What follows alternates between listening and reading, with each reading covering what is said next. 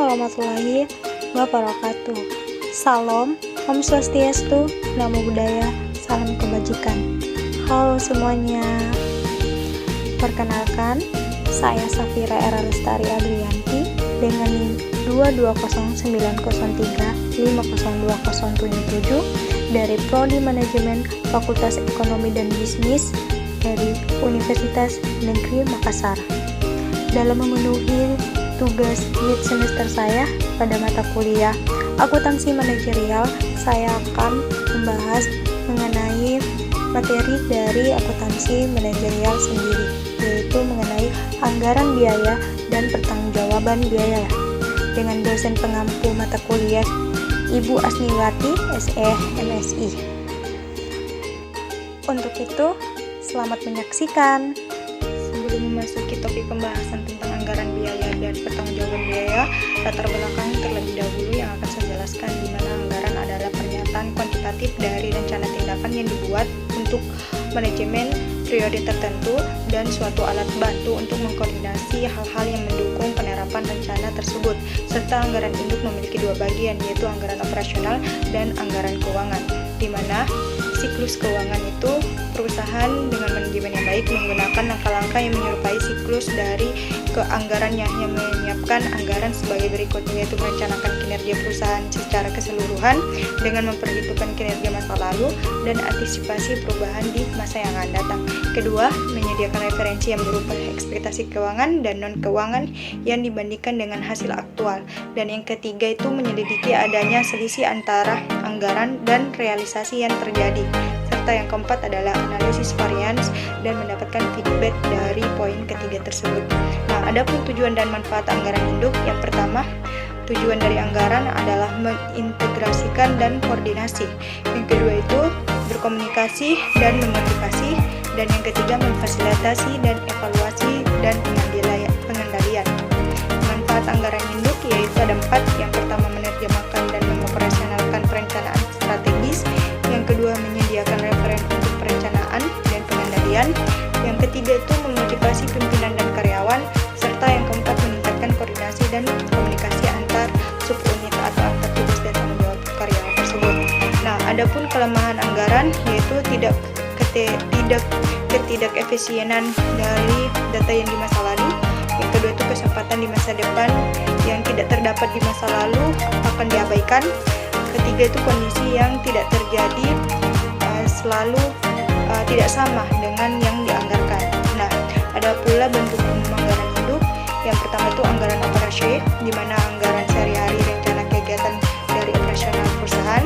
Yang kedua, anggaran pendanaan, di mana anggaran yang berkaitan dengan rencana tentang sumber dana perusahaan dalam membiayai operasional perusahaan. Nah, rencana anggaran operasional bisa dilihat pada PowerPoint yang saya sediakan, di mana ada pendapatan serta anggaran persediaan akhir dan anggaran produksi, di mana anggaran produksi terbagi menjadi 3, anggaran biaya bahan baku, anggaran biaya tenaga kerja langsung, dan anggaran biaya over pabrik atau BOP. Nah, ada pula biaya standar atau standar cost, di mana mempunyai bagian-bagian yang sangat penting dalam standar anggaran. Yang pertama itu komponen standar biaya, di mana terdapat standar fisik atau input, penetapan secara cermat kuantitas input yang dibutuhkan untuk satu unit output. Yang kedua, standar harga yang ditetapkan dengan cermat yang diharapkan dibayarkan perusahaan guna mendapatkan suatu unit input. Serta yang kedua, informasi dan standar harga, di mana data input aktual dari periode yang lain, data dari perusahaan lain yang memiliki prosesnya yang sama, serta standar yang dikembangkan secara internal.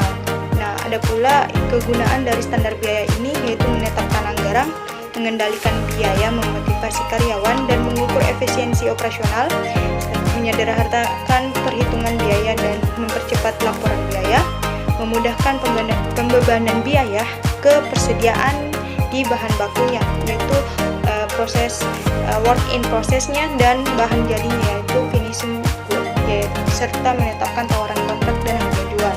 Nah, ada pula jenis standar dari biaya, yaitu terdapat standar aktual, standar normal, dan standar teoritis. Untuk penjelasannya bisa dilihat pada PPT di atas ini. Nah, ada pula anggaran fleksibel dan pengendalian manajemen, di mana salah satu fungsi manajemen adalah merencanakan kemudian mengendalikan biaya tersebut. Nah, perlunya ada manajer ini menentukan seberapa selisih yang perlu dianalisis. Hal ini untuk umpan balik atau feedback yang berguna bagi perencanaan ke depannya. Ada pula anggaran statistis dan anggaran fleksibel, di mana secara sistematis anggaran statistis atau anggaran hidup adalah anggaran pendapatan dan biaya yang dibuat berdasarkan tingkat output yang direncanakan pada awal periode anggaran. Sedangkan anggaran fleksibel adalah anggaran pendapatan dan biaya yang didasarkan pada output aktualnya yang dihitung pada akhir periode ketika output aktual diketahui. Nah, ada pula analisis selisih, di mana istilah analisis selisih ini adalah selisih antara hasil aktual dengan jumlah yang dianggarkan dalam anggaran. Selisih pengendalian berfungsi sebagai alat perencanaan, pembuatan kebijakan, pengendalian, serta evaluasi kinerja. Ada 3 analisis selisih yang bisa saya bahas. Yang pertama itu selisih anggaran statistis, di mana selisih anggaran statistis dimulai dari nomor atas, yaitu selisih level 0 yang merupakan selisih antara pendapatan dan biaya aktual dan pendapatan biaya anggaran statistis. Nah, yang kedua itu selisih anggaran fleksibel dan selisih volume penjualan, di mana selisih ini pada level 2 menunjukkan analisis berdasarkan anggaran yang fleksibel, yaitu anggaran yang menghitung pendapatan dan biaya yang dianggarkan berdasarkan output aktual pada periode anggaran. Nah, ada 2 dalam bagian selisih anggaran ini, yaitu selisih volume penjualan dan selisih anggaran fleksibel. Untuk penjelasannya bisa dilihat pada PPT di atas.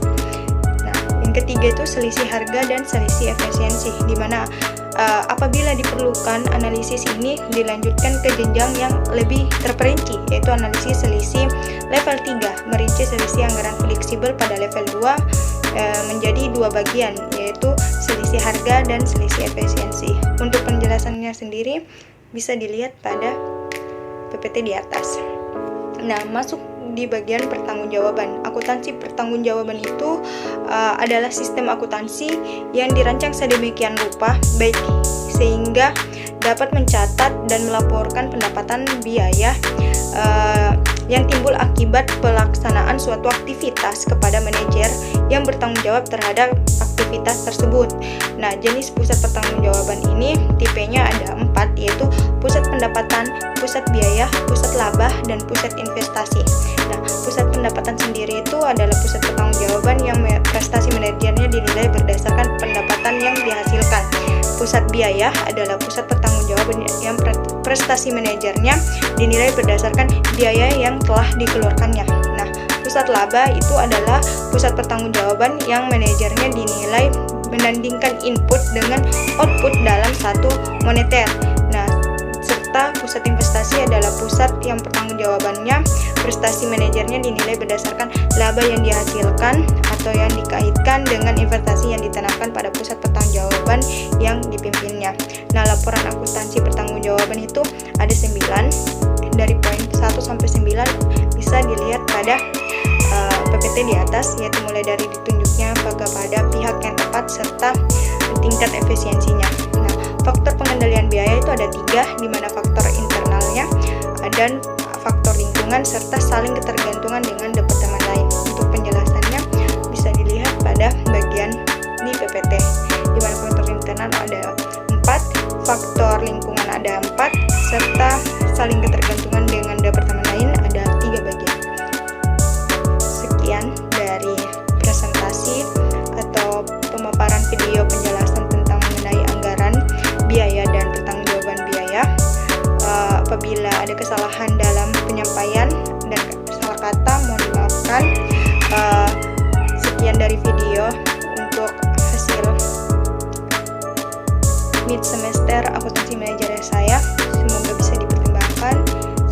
Wabillahi taufiq walhidayah. Wassalamualaikum warahmatullahi wabarakatuh.